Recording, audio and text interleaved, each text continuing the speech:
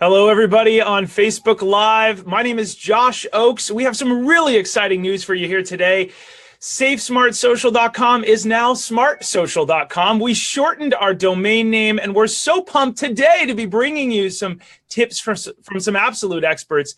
Today's topic is really cool and one that's near and dear to my heart. It's all about dialogue, and it's all about going back to school, which is the most stressful time. I have three awesome experts here today that are going to talk to us about how to make it the least stressful possible so that it's productive and you can actually have fun, hopefully. So I'm having a good time chatting with these three, and they have some awesome tips that are tactical and practical. So first, we're going to jump over to Whitney. Whitney's a school counselor at a middle school, and Whitney's got a tip on how you can dialogue with people going back to school. Whitney, tell us a little bit how we can set expectations. Yeah, good morning. Thanks for joining us. I work at a middle school with teens all day long, and so I think one of the best tips for going back to school with your teens is setting expectations, digital expectations too. Sometimes we want to back off as parents, let our teens do their thing when school starts, but they need you. They need you to help them manage their homework and their social lives, but they also need you to help them manage their digital lives. So talk to your teen. What do you want that phone or internet usage to look like when they go back to school? What's your time frame? What can they use? What can they not use? Maybe even, create a contract with your student. This is what we're going to do this year because you're going back to school and we need to set some boundaries. I think that is so important as we begin this whole back to school season. We need to set those expectations with students in real time. Have that meeting, have that conversation before the year even starts so that you're starting on the right foot. That's a really great tip. So setting expectations, so true, starting with dialogue. Now we're over to Mercedes. Mercedes is awesome. Mercedes Samudio, and Mercedes is quite the expert on shame-proof parenting. She's been at our Digital Citizenship Conference, as has Whitney. And Mercedes, you talk a little bit about staying curious and being open. Can you talk to us more about that and dive into what does that mean and how can a parent do that with their tween? Yeah, I think this is probably the best time in a child's life to start being curious and being open. I know that sometimes parents can get overwhelmed with all of the news and the research and those shoulds and the what ifs.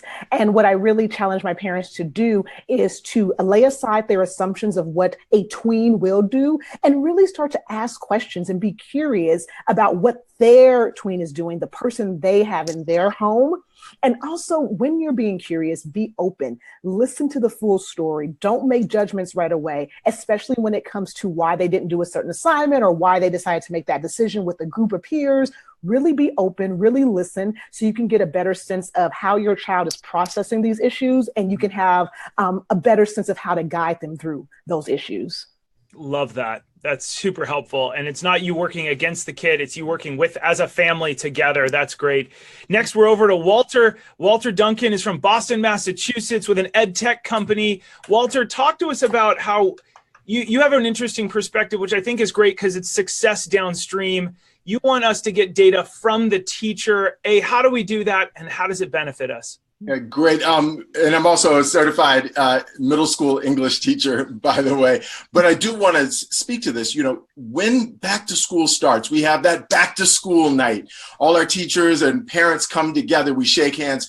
That is a great place for a parent of a tween coming into that middle school experience or coming into tweenhood to connect with the teacher. And there are two types of data that the teacher should be capturing from your students in that class. They should be checking for understanding, and they do that sometimes with exit tickets, sometimes it's verbal chatting, but that's a way the teacher knows on a daily basis how the student is doing in that lesson, in that unit. And then there's another type of data that's captured more school-wide, and that's these common benchmark informative assessments that are given that really give down to the detail information about what specific areas your child is struggling with. And this is so important because the rigor increases significantly for our children when they make that move from elementary to middle school. And we want to be able to support them. And we can do that by simply asking our teachers, please, can you share with me, this data so I can target the tutoring, the extra help that I can bring in. Maybe I've got an uncle who's a great engineer and he's really good at this concept. Because if the students keep going and don't master these early concepts, it's more difficult later on to build upon them. And as a parent, you've got a hand in making sure, as long as you're willing to connect, listen to, and speak with the teacher. That's very wise and great advice. I love it. All right, now we're on to the rapid fire round. I want to talk, I call this round the I heard, when people are at cocktail parties and we're talking about what we do and people go, well, I heard that you can change your username and colleges can't find you. Or I heard that as long as you have this safety app, your kid is fine and you can outsource the parenting, right? We're all giggling at that. What are some frequently misconceptions that parents have? They're like, I heard, Whitney, we're going to start with you because you have one that's kind of interesting. I'll let you go. Okay, so when your teen gets to middle school, all of the parents, well, I heard they can do this all on their own. I heard the school doesn't want me around anymore because they're out of elementary school and there's no place for a parent on the junior high campus. And that is totally wrong, parents. We want you and your kids need you. Believe it or not, the kids that have, zero parent involvement miss it. They come in, I'm the counselor, they talk to me, they come in, they want boundaries. They want communication with their parents. So do the hard thing, stay involved. Just like Mercedes was saying, be curious, ask them questions, get to know their friends, get to know the apps that they're using, whatever it is, stay involved. Get on that school campus. Like Walter was saying, talk to those teachers. They need you now more than ever because they are faced with real life decisions now. Things are going to impact them for the long term starting now. So you have to be involved at this point in life. And schools, we want you here. We want you involved. That's awesome. Very, very wise. I love that. Just one little side note too. A lot of parents will tell me after our parent night talks, hey, I don't have the passcode to my kid's phone. It's my kids. That's their privacy. Parents, I'm just going to tell it to you how it is because I can't really get let go or fired. This is what parents want to hear. If you bought a car for your kids, would you have the right and the obligation to have a set of keys to it? Parents always nod their heads. Would you want to make sure that car wasn't killing somebody else or hurting your child? Absolutely, right? Would you have the right to look through the trunk of that vehicle? Absolutely, right? Well, this is essentially an $800 Ferrari that you're buying for your kids. So please know the passcode. Please have a healthy dialogue. Please don't try and outsource your parenting to a safety app. No safety app can truly do what you can. So side note. All right, now we're over to Mercedes. Mercedes, talk to us about the I heard and what maybe misconceptions parents have. Yeah. I think at middle school, because of especially our American culture, the I heard that I really need to focus on my kids' academics so they can get to a good high school and then get into a good college. And while I feel like, yes, you do, academics are very important in middle school, I also want to alert parents to the fact that their emotional and mental health is just as important as their academic health. And so when you see your children's grades or assignments take a nosedive, don't immediately focus on tutoring or immediately focus on getting them their homework and getting those extra credits. Really begin to also look at what's going on with them emotionally, what's going on in their peer groups, what's going on with puberty. A lot of kids start puberty, and that's an amazingly, exciting time of hormones and growth and development. So you definitely want to, yes, focus on their academics, but also if you see any discrepancies, you definitely also want to check in with how they're doing emotionally, how they're doing mentally, how they're handling the pressures of being a tween with being on a campus with mixed age kids now, having 6 classes and 6 different teachers to deal with, 6 different groups of kids to deal with all day. So you want to kind of have this even balance of being as mindful about their emotional and mental health as you are about their academics. That's really wise. I love that. All right, back over to Walter. Walter, hey, Walter, what's an I heard that you hear from people?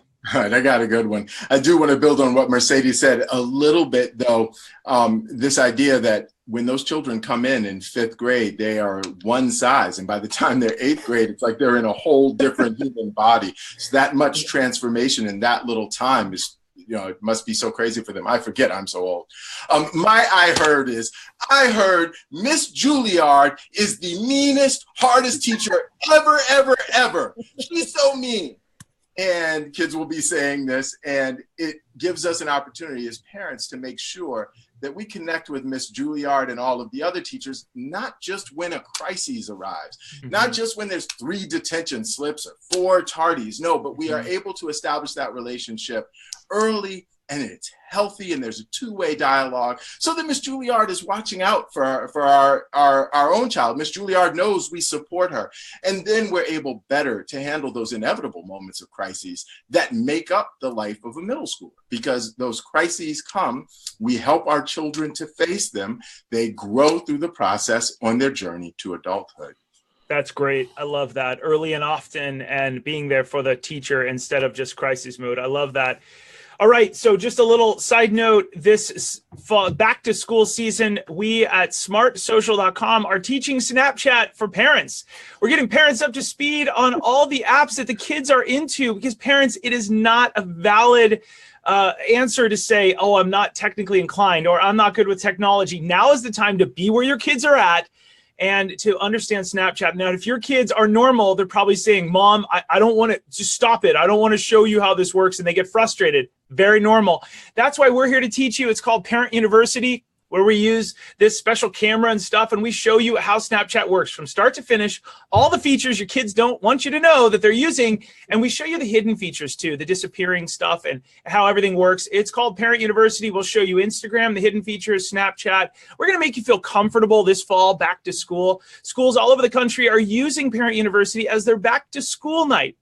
You can go to smartsocial.com to learn more. It's $9 a month, and it makes you an expert on the technology, and it brings in awesome experts like you see here on this video to make sure that you are the smartest parent in the room. And that's really what it's all about, is being well prepared for anything that happens with your kids and being able to dialogue with them.